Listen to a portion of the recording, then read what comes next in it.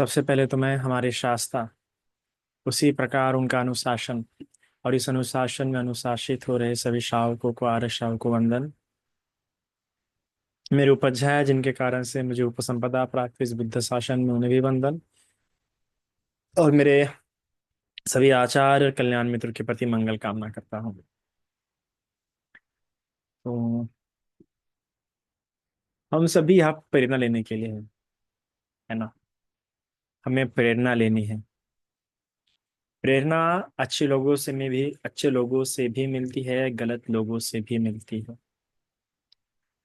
गलत लोगों से भी अच्छी प्रेरणा मिल सकती है और अच्छे लोगों से भी गलत प्रेरणा मिल सकती है। तो ये निर्भर करता है कि जो प्रेरणा लेने वाला व्यक्ति है वो कितना पंडित है। पंडित उसे कहा जाता है जो कुशल और अकुशल का अच्छी प्रकार से ज्ञान कर पाता है। कुशल और अकुशल मतलब क्या होता है ना। शल मतलब नष्ट करना, शल्य क्रिया वगैरह होती है, सुधारना, है ना। कु मतलब बुरी। तो जो बुरी बातों को नष्ट करने में सहायक होती है जो बातें, उसे कहते हैं कुशल बातें। फिर इसलिए पुण्यों को भी कुशल कहा जाता है। आप जो एक्सरसाइज करती होंगी वो भी कुशल आएगा। इसलिए हम कहते हैं ना कि कुशल मंगल तो है सब कुछ। बुरी बातें जिंदगी से जा तो रही है ना। कुशल वो बातें होती है जिसको धारण करने से या जिसको मनन करने से, जिसको पालन करने से बुरी बातें आपके जीवन से दूर होना शुरू हो जाए। अकुशल वो बातें होती है कि जिसको धारण करने से, पालन करने से आपके जीवन से बुरी बातें हट ही नहीं रही है। कोई जीवन में सकारात्मक परिवर्तन नहीं हो रहा है। तो ऐसी बातों का ज्ञान होने से व्यक्ति पंडित होता है। और ऐसी बातों का ज्ञान हमें करना है। ऐसी बातों का ज्ञान हमें बढ़ाना है अपने अंदर, कि हम समझ सके क्या कुशल है क्या कुशल है। आज भी मैं कई लोगों को देखता हूँ कि इतना आगे बढ़ने पर, धर्म समझने पर भी लोग कुशल और अकुशल नहीं समझ पाते। कई बार उनके आसक्तियों का आवरण उनके दृष्टि पे, उनके विचारों पे और देखने के तरीके पे मैंने देखा है, होता है और होता ही है। जहाँ पे आपका आसक्ति होता है या जहाँ पे कोई बात पकड़ लेते हैं कि ये बात है, ये बात वैसी है ना। या जो इस प्रकार की धारणाएं होती कि नहीं ऐसा करना ही नहीं चाहिए था, नहीं ऐसा बोलना ही नहीं चाहिए था, नहीं ऐसा कहना ही नहीं चाहता, जो किसी एक बातों को फड़ के रखता है, वो कभी भी कुशल और अकुशल का ज्ञान नहीं कर सकता। जो किसी एक ही व्यक्ति की सुनता है, दूसरे व्यक्ति की नहीं सुनता, वो व्यक्ति कुशल और अकुशल का ज्ञान नहीं कर सकता। कुशल और अकुशल का वही व्यक्ति अच्छी प्रकार से ज्ञान कर सकता है जो समझने का प्रयास करता है हर तरीके से। हर तरीके से मतलब जब वो सामने वाले को देख रहा है, सामने वाले की पीड़ाओं को समझ रहा है। और जब इस प्रकार से व्यक्ति देखता है ना, तब व्यक्ति क्या होता है, अपने आप को अकुशल कर्मपद से और अच्छे से बचा पाता है। कई बार लोग आसक्ति के चलते, आसक्ति के कारण से, प्रेम के और ज्यादातर आसक्ति के कारण से ही क्या हो रहे हैं, लोग गलत मार्ग पे चले जा रहे हैं। ज्यादातर संसार में उनकी आसक्तियां जो उनसे गलत काम करवा रही है। और आसक्तियां क्यों उनसे गलत काम करवाती है? क्योंकि आसक्ति के साथ अविद्या होती है। जब हम पटीच्य समुत्पाद पढ़ते हैं तो पटीच्य समुत्पाद में दो कड़ियां सबसे मजबूत होती है, और वो होती है अविद्या और तन्हा, दोनों साथ में काम करते हैं। तो आसक्ति के साथ अविद्या होने के कारण से हम जिससे आसक्त होते हैं, हमें जो व्यक्ति पसंद आता है, जो व्यक्ति प्रिय लगता है, जो व्यक्ति आकर्षित लगता है, वो व्यक्ति की गलतियां हमें आसानी से नहीं दिखती, या उस चीजों में क्या गलत होता है, उस गलत को हम आसानी से समझ नहीं पाते। समझने का जो कारण है, जो ना समझने का जो कारण है, ये उसकी आसक्ति नहीं, उसकी अविद्या है। पर ये अविद्या इसलिए है क्योंकि वहां पे आसक्ति है। तो यहाँ पे आसक्ति डोमिनेटिंग है। आसक्ति प्रभावशाली होने के कारण से अविद्या छुपी है। तो अविद्या छुपी होने के कारण से व्यक्ति समझ नहीं पाता। इसलिए प्रेम में प्रेमियों को गलत नहीं कहता। कोई भी जो प्रेमी होता है ना, वो अपने प्रेमियों को गलत क्यों नहीं कह पाता, गलत क्यों नहीं समझ पाता। कई बार मैंने देखा है कि कई सारे लोग जो ब्रेकअप्स हुए हैं, है ना, 2-2 3-3 साल ब्रेकअप हुए, उनको धोखा में है, पर फिर भी अपनी प्रेयसी और प्रेमिका को गलत नहीं समझ पाते। नहीं वो तो अच्छी ही थी, वो तो ठीक ही थी। वो कहते हैं ना कि मेरा वाला कुछ अलग है, मेरी वाली अलग है। इस प्रकार से ये जो मीम्स बने हैं ना, ये बिल्कुल सही बने हैं। ये कोई गलत नहीं है, बड़ा अच्छा मनोविज्ञान है उसमें। क्योंकि जो अपना वाला होता है, जो मेरा वाला होता है, वो गलत लगता ही नहीं, क्योंकि आसक्ति और आसक्ति के अंदर छुपी अविद्या है। वो कहते हैं ना कि टेढ़ा है पर मेरा है।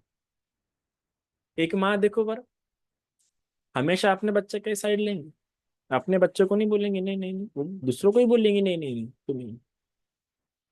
और इससे फिर बच्चे बिगड़ जाते हैं।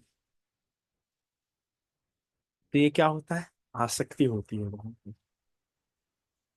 इसलिए आसक्तियों से छूटना पड़ता है रिश्तों में, और संसार से छूटना पड़ता है अविद्या से। रिश्तों में आसक्ति बांधे होती है, और संसार में अविद्या बांधे होती है। जब संसार की बात आती है, जब बाहरी चीजों की बात आती है, तो उसमें अविद्या होती है। जब रिश्तों की बात होती है, तो उसमें क्या होती है, आसक्ति होती है। अगर कोई चीज आकर्षित कर रही है, तो पहले अविद्या है। और कोई चीज आकर्षित होने के बाद, करीब होने के बाद भी, सब बातें पता होने के बाद भी हम गलत नहीं कह रहे, तो वो हमारी अविद्या है और आसक्ति है। तो इसलिए आसक्ति और अविद्या से ही बचना बहुत आवश्यक है। इसलिए जो आसक्ति और अविद्या से उठ जाता है, वो सही मायने में पंडित है। वो सही मायने में कुशल और अकुशल का क्या कर पाता है, ज्ञान कर पाता है। लेकिन हम इसलिए नहीं कर पा रहे कुशल और अकुशल का ज्ञान, क्योंकि हमारे इसमें कभी भी रिश्ते आ जाते हैं, और रिश्तों के चलते ना हम बोल पाते, और कई बार हम ये सोचते हैं कि क्यों क्यों क्यों कुछ करें। तो जिसे पंडित होना होगा इस बुद्ध शासन में, उसने अपनी आसक्ति और अविद्या को तो छोड़ नहीं सकते हम लोग, बिल्कुल नहीं छोड़ सकते। कैसे छूटेंगे, अगर आसक्ति अविद्या छूट गई तो फिर तो सकृदागामी अनागामी के मार्ग खुल जाएंगे, अनंत के मार्ग खुल जाएंगे, बन ही गए, खुलेंगे क्या, बन बन ही जाओगे, अनंत बन जाओगे अगर आसक्ति के मार्ग खुल जाए तो। सोतापति सकृदागामी हो जाएंगे, अनागामी हो जाएंगे, आसक्ति और अविद्या के बंधन छूट गए तो आसक्ति और अविद्या के बंधन नहीं छूटते। तो क्या करना होता है, सती रखना होता है। और सती में इस प्रकार से जानकारी रखनी होती है कि मेरी आसक्ति किस प्रकार की है, मेरी अविद्या किस प्रकार की है। और अपनी आसक्ति से ही हमेशा सवाल पूछने होते हैं, अपनी अविद्या से ही हमें सवाल पूछने होते हैं। हम तो व्यक्ति से सवाल पूछते हैं, हम तो दूसरों को दोष देते हैं, पर ज्यादातर गलतियां हमारे आसक्ति द्वारा होती है, हमारे अविद्या द्वारा होती है, और हम सभी में होती है। मुझ में भी कुछ बातों को लेकर आ सकती है, आप में भी होंगी। मैं भी अगर कोई गलत कर्म करता हूँ, तो मैं मेरे आसक्ति के चलते गलत कर्म करता हूँ। और कोई दूसरा भी गलत काम कर रहा होगा, तो उसके आसक्ति के कारण गलत काम कर रहे हैं। कहीं भी झगड़े बढ़ रहे होते हैं, तो आसक्ति के कारण ही झगड़े बढ़ रहे होते हैं। कहीं भी झगड़े बढ़ रहे होते हैं, तो अविद्या के कारण ही झगड़े बढ़ रहे होते हैं। और ये दोनों साथ में काम करते हैं। जब व्यक्ति अपनी आसक्ति, अपनी अविद्या को छोड़ने के लिए तैयार होता है, तब झगड़ा अपने आप सुलझ जाता है। और चर्चा द्वारा ये किया जा सकता है। जिसे जिसने समाधि का अभ्यास नहीं भी किया होगा, और जो सुनना चाहता है, जो समझना चाहता है, जो चर्चा करना चाहता है, वो चर्चा सुनने और समझने से अपनी आसक्ति को समझ सकता है, और झगड़ा दूर हो सकता है। किसी भी कहीं भी झगड़ा टिका हुआ है, तो वो आसक्ति के कारण टिका हुआ है। कहीं भी झगड़ा चल रहा है, तो वो विद्या के कारण है चल रहा है। हम अपनी अविद्या को नहीं समझ पा रहे, छोड़ने के बाद भी जिस समय अविद्या पता चल जाती है, उस समय तो आधा काम हो जाता है। जिस समय तृष्णा पता लग जाती है, हमारी आसक्ति, तृष्णा तो नहीं, जब हमारी आसक्ति पता लग जाती है, तो हमारा आधा काम वही हो जाता है। झगड़े में क्या होता है, झगड़े में हम व्यक्तियों को दोष दे रहे होते हैं।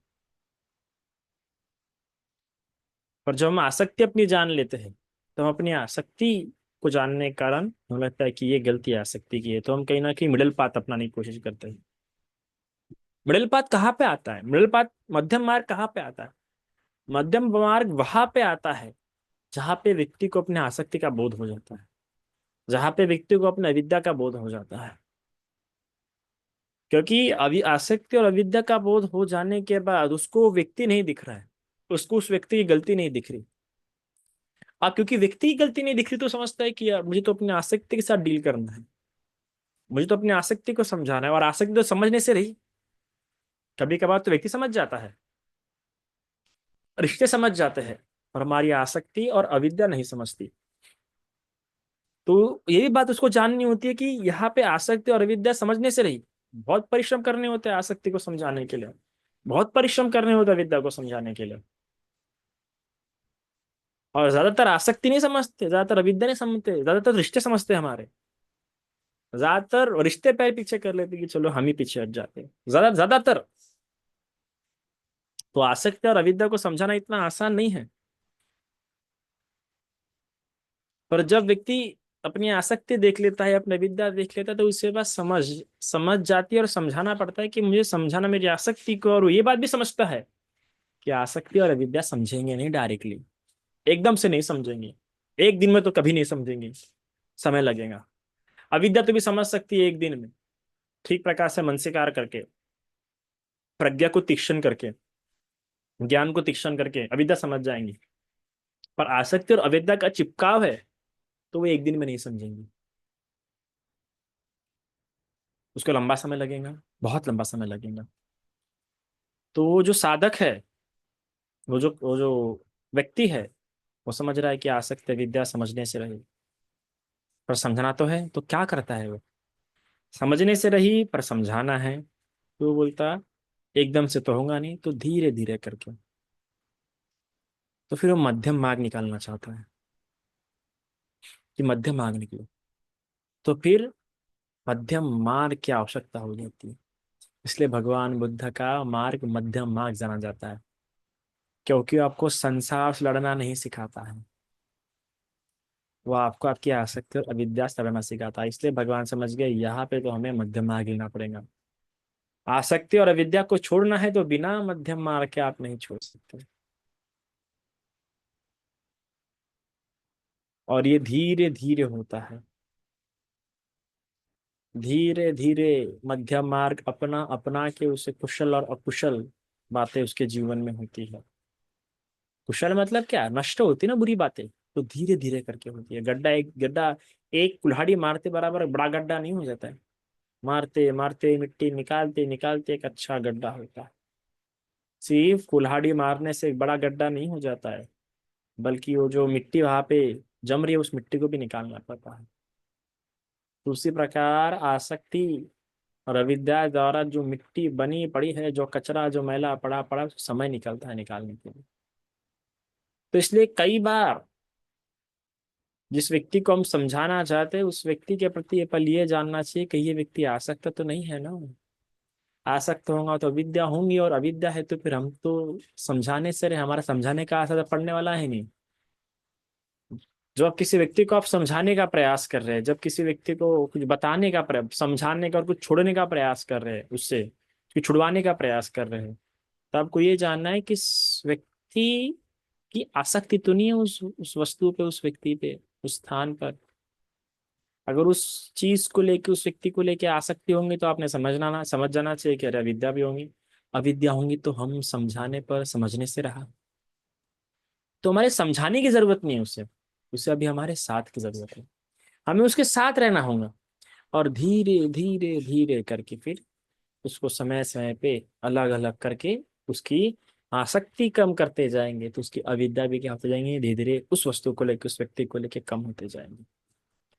अविद्या नष्ट की जा सकती है, बहुत जल्दी नष्ट की जा सकती है अविद्या। पर वह ये कि अविद्या क्या है वही नहीं पता लगता कई लंबे समय तक। आसक्ति पता लगाना आसान है, अविद्या पता लगाना कठिन है। आसक्ति छोड़ना कठिन है, और अविद्या छोड़ना आसान है। जैसा उल्टा स्वभाव है दोनों का, पर दोनों फिर भी साथ में है। इसलिए तो इतना संसार जटिल लगता है। संसार जटिल अविद्या के कारण है, और संसार कठिन आसक्ति के कारण है। और कठिनता और जटिलता दोनों होने के कारण से हम सभी संसार में अड़के हुए हैं। इसलिए कई सारे प्रेमी पागल हो जाते हैं प्रेमिका के लिए। प्रेमिकाओं के धोखा देने पर भी प्रेमी पागल हो जाते हैं, क्योंकि आसक्ति भी थी और अविद्या भी थी। अविद्या बातों को समझने नहीं दे रही है, और आसक्ति बातों को छोड़ने नहीं दे रही है। ये दोनों काम एक साथ चल रहे होते हैं। और इसलिए जब व्यक्ति आसक्ति में गिरा होता है तो अविद्या में तो है ही है, तो उसे ज्ञान की कम, साथ की ज्यादा आवश्यकता होती है।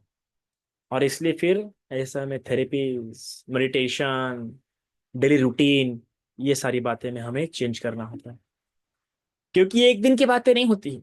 मेडिटेशन एक दिन की बात नहीं होती है, थेरेपी एक दिन की बात नहीं होती है, डेली रूटीन एक दिन की बात नहीं होती है, लंबे समय की बात होती है। और ये लंबे समय का सपोर्ट धीरे धीरे करके उसकी आसक्ति को, अविद्या को उस वस्तु के लिए, उस व्यक्ति के लिए काटते काटते जाता है। और उसमें वो ये एक रूटीन की तरह करना पड़ता है ये तीनों बातें, तब जाके उस क्षेत्र में उस वस्तु को लेकर आपकी अविद्या और आपका आसक्ति क्या होती है, कम होती है। तो ये जो आपका डेली रूटीन होता है, ये जो आपका मेडिटेशन होता है, ये जो आपकी थेरेपी होती है, ये कुशल कर्म के रूप में काम करना शुरू हो जाते हैं।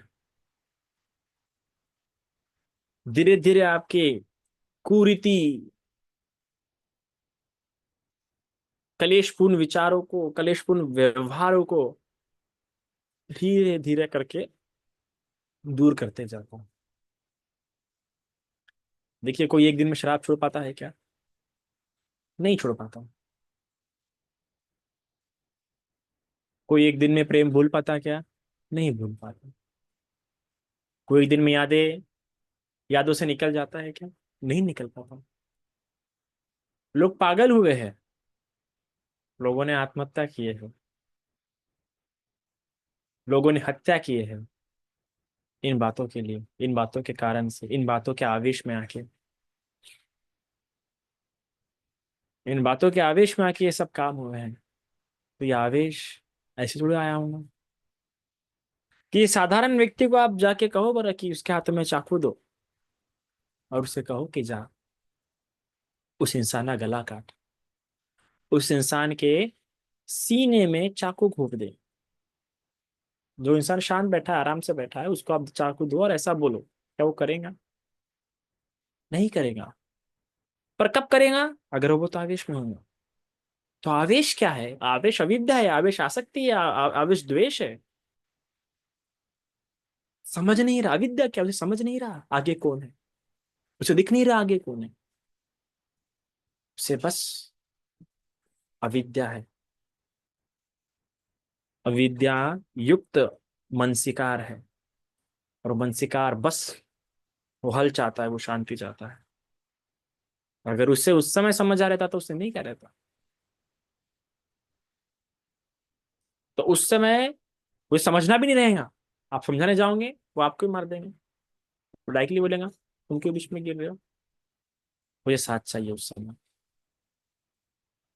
पकड़े रहने वाला, संभालने वाला, या उसके रूटीन्स में कुछ चेंजेस चाहिए, उसका प्रॉपर मेडिटेशन चाहिए, ऐसे एक्टिविटीज चाहिए जो उसके रूटीन को हमेशा अच्छा करता हो, जो उससे कुशल करवाता हो। विनय क्यों होता है, नियम क्यों होते हैं, शील क्यों होते हैं? वो इसलिए होते हैं कि आपसे अच्छा काम कराते रहे।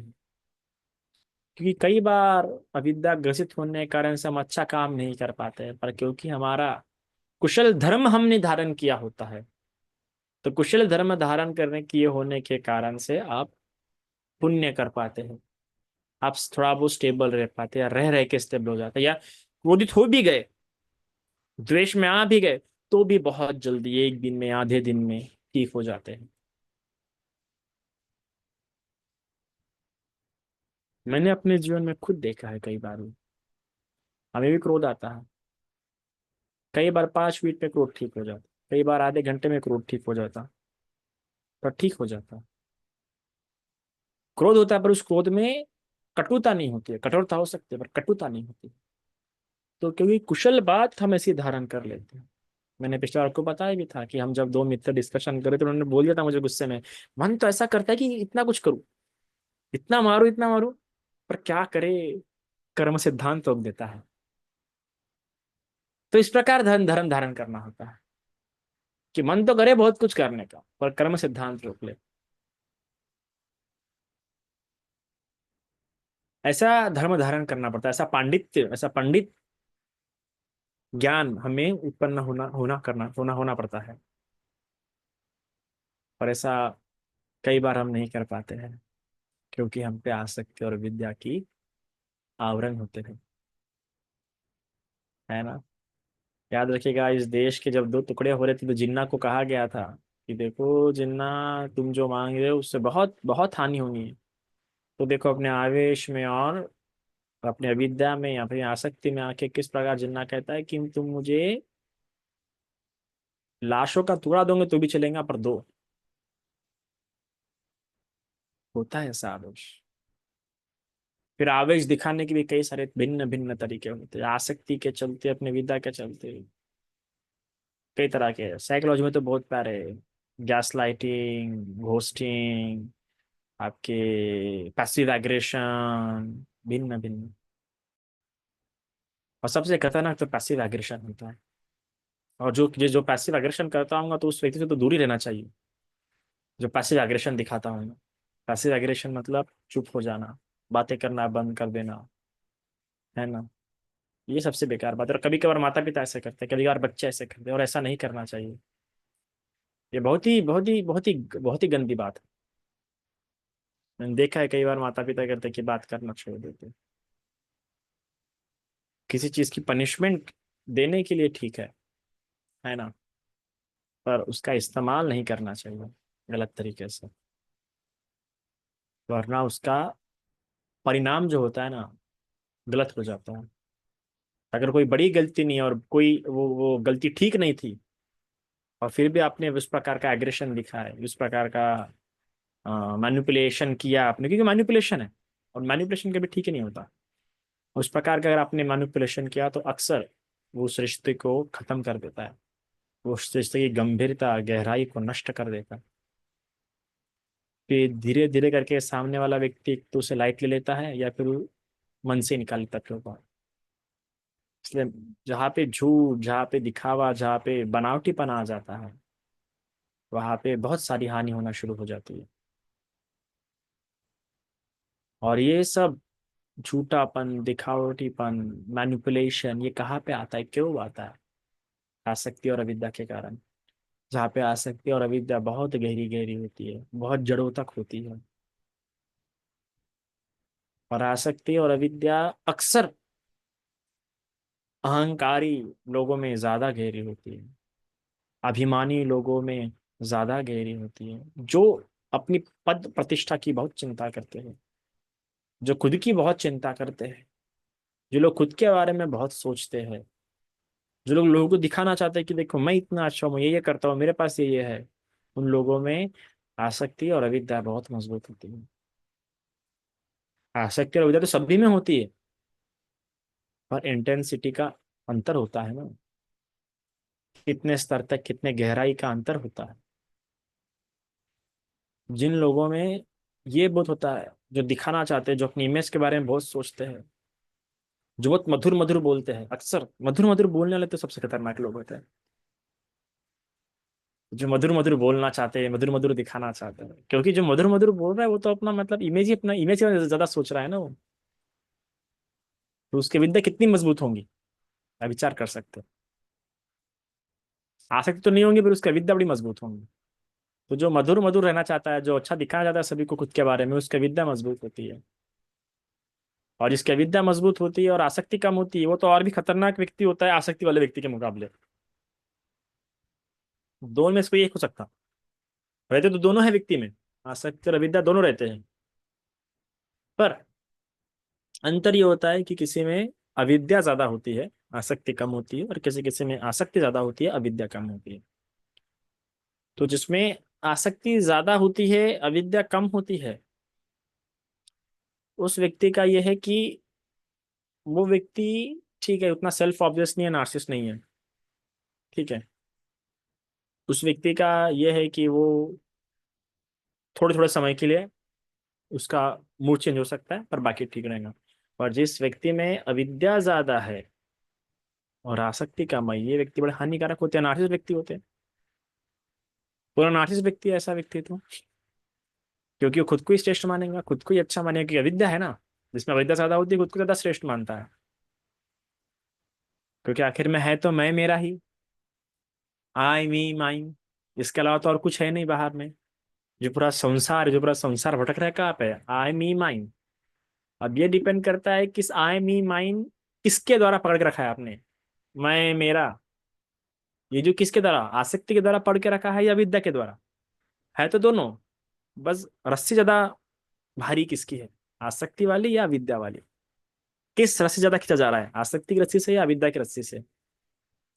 तो जो विद्या की रस्सी से खींचता हूँ वो व्यक्ति बड़ा हानिकारक होता है, क्योंकि वो सबसे ज्यादा नरक के पास रहता है, और वो दिट्ठियों में हमेशा गिरते रहता है। वो दिट्ठियों में ज्यादा खेलता है। और जो आसक्ति से खींच रहा हूँ वो दिट्ठी से नहीं खेलता, वो संसार ज्यादा खेलता है। और वो नरक के ज्यादा पास नहीं रहता, वो प्रेत योनि के, पशु योनि के ज्यादा पास रहता है। तो ये दोनों में अंतर होता है तो दोनों। और हमें देखना होता है कि हम में क्या ज्यादा है, हम आसक्ति वाले व्यक्ति या विद्या वाले व्यक्ति। अभिमान्य व्यक्ति अक्सर अविद्या वाला है, और अविद्या ज्यादा हानिकारक होती है, क्योंकि अविद्या जहाँ पे वहां पे ही दिट्टिया है, वहां पे ही कर्मकांड है, और वहीं पे धर्म अक्सर छूटता है। आसक्ति वाले जगहों में धर्म छूटने की बड़ी कम संभावना होती है। ये तो अविद्या वाले व्यक्तियों में है, क्योंकि अविद्या वाले व्यक्ति में धर्म छूटता है, और धर्म के नाम पे कर्मकांड ज्यादा होते हैं। जैसे कि आपको इतर पंथों में देखने के लिए मिलेंगे, भिन्न भिन्न पंथों में भिन्न भिन्न चीजों में लगे होंगे। शील समाधि प्रज्ञा छूट जाएगा, कर्म कांड में ज्यादा गिरोगे, ये कर लेते वो कर लेते, ये करने से ऐसा होगा वो करने से वैसा होगा। ये जो बाबाओं का चक्कर, ये क्या है, अविद्या का चक्कर है, आसक्ति का चक्कर नहीं है। ये कर्म कांड का चक्कर क्या है, अविद्या वाला चक्कर है, आसक्ति का चक्कर नहीं है। तो इसलिए आपको अविद्या और आसक्ति से बचना है। अपने अविद्या और अपने आसक्ति को समझना है कि मेरे में इतनी अविद्या है, मेरे में इतनी आसक्ति है। दोष देना है तो व्यक्ति को मत दोष दो, अपने अंदर के अविद्या और आसक्ति को दोष दो।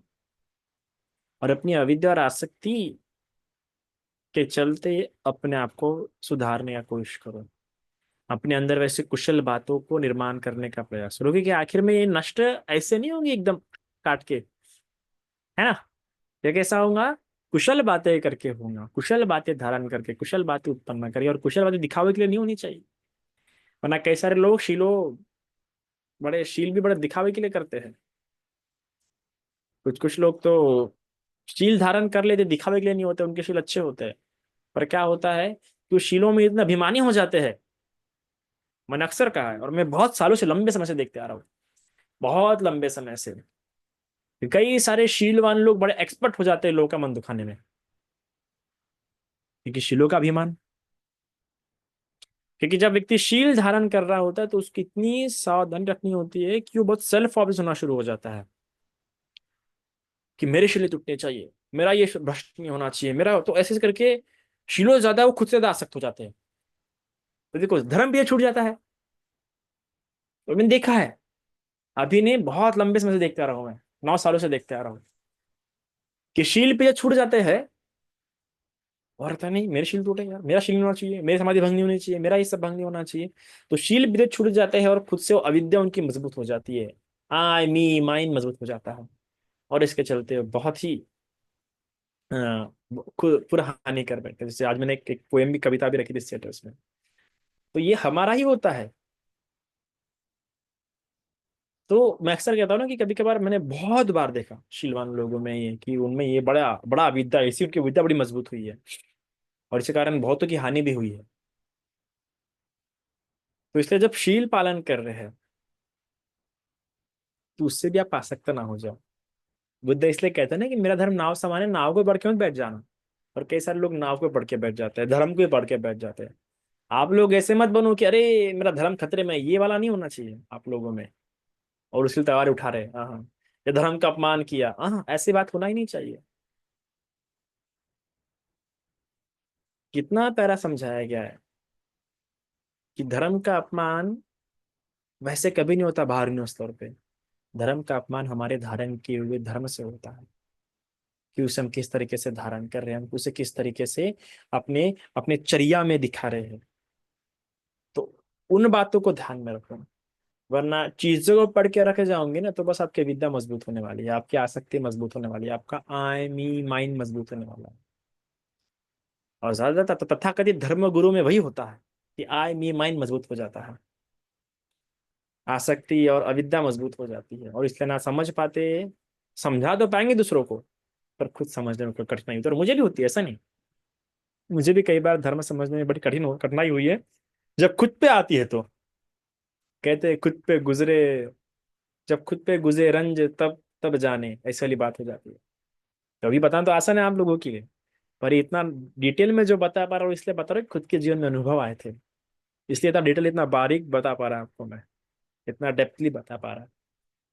ये आपको किताबों में नहीं मिलेंगे, किताबें में पढ़ने के लिए नहीं मिलना ना, ये मेरा खुद का अनुभव है कि इतना बारीक से हमने देखा दूसरों को भी और खुद को भी, खुद के भी जीवन में, कि ऐसा ऐसा होता है, ऐसी ऐसी क्रियाएं हमसे होती है।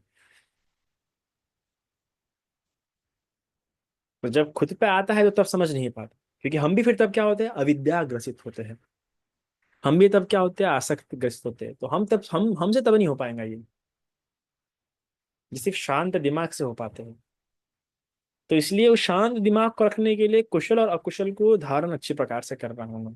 गलतियां होती है, पर कितना धारण क्यों ना किया हो, उस फिर भी गलतियां होंगी, पर गलती होने के बाद उसे किस तरह समझा जा रहा है, ये भी बहुत महत्वपूर्ण है। क्या दोषारोप ज्यादा महत्वपूर्ण है। तो पंडित व्यक्ति पछतावा करके नहीं होता है, पंडित व्यक्ति होता है उन बातों को समझते हुए, स्वीकार करते हुए। तो यही हमें समझना है और स्वीकार करना है, और हर बात के लिए खुद को दोषी देना है। ठीक प्रकार की खुद की क्या गलती, उसी बात को समझते, उसी बात को दोष देने के लिए, और वो कितनी इंटेंशनल थी ये बात भी समझना बहुत आवश्यक है, वरना कई बार बस खुद को दोष दे रहे तो वो भी कोई अर्थ नहीं है। तो ये शुरू होता है ऐसे। पंडित होना है तो कुशल अकुशल को जानो, कुशल अकुशल को जानना है अपने जीवन में, प्रैक्टिकल लाइफ में, तो अपनी आसक्ति और अविद्या को समझो। और अपनी आसक्ति और विद्या को समझते हुए, अपनी आसक्ति और विद्या को कैसे समझाया जाता है और उसको समझाने के लिए कैसे मध्यम मार्ग की आवश्यकता होती है, ये बात समझो। और मध्यम मार्ग है आपका आर्य अष्टांगिक मार्ग। तो इतना आज के लिए काफी है। साधु साधु।